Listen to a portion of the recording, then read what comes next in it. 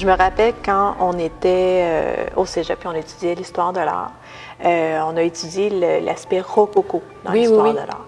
Et je me rappelle, à l'époque, notre professeur nous avait parlé de l'Église l'Acadie et elle avait pointé que c'était une des seules, si je ne me trompe pas, en tout cas corrige-moi si je me trompe, mais c'était une des seules qui nous offre un peu l'aspect artistique rococo dans une église. Est-ce que c'est vrai? Bien, dans le fond, c'est peut-être... dans le fond, je pourrais dire oui, c'est un bel exemple d'église rococo. Oui, il y a des exemples un peu partout au Québec, mais ce qui est intéressant ici, c'est qu'on a su préserver ce décor-là, puis qui a été aussi une influence qui nous vient de la Bavière natale de Jean-Georges Finsterer. Dans le fond, lui, le mercenaire allemand qu'on parlait tantôt, part de sa Bavière avec déjà un répertoire de formes en tête qui va venir transposé ici dans le décor. Donc, on peut trouver des coquillages, on peut trouver de la cante ou l'idée aussi que le décor n'est pas statique. Il y a beaucoup de sinuosité, il y a beaucoup de mouvements, il y a une certaine imperfection aussi dans la façon de travailler. Tout n'est pas droit, rectiligne comme le néoclassicisme. Mais on va trouver d'autres églises avec des formes rococo ailleurs dans la région montréalaise à la même époque, mais la façon dont Finsterer va le traiter, c'est complètement différent aussi. Puis ça a sa couleur propre, puis son originalité propre.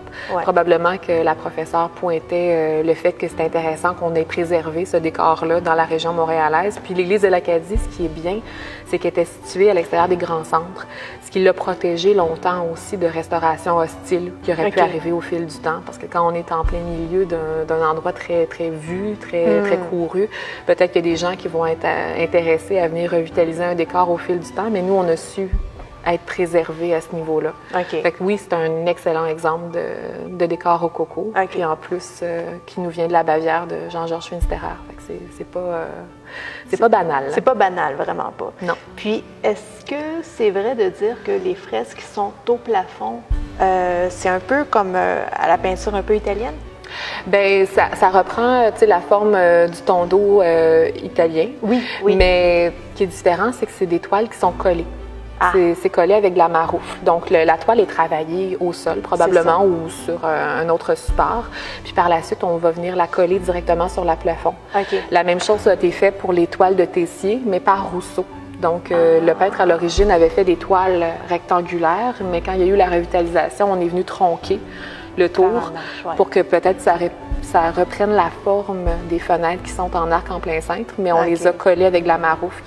Ils ont réussi à survivre jusqu'ici sans trop de dégâts, mais on s'entend que c'est pas un travail à la fresque qui est fait pour durer longtemps avec le ciment et le pigment à l'intérieur, mais c'est tout simplement collé.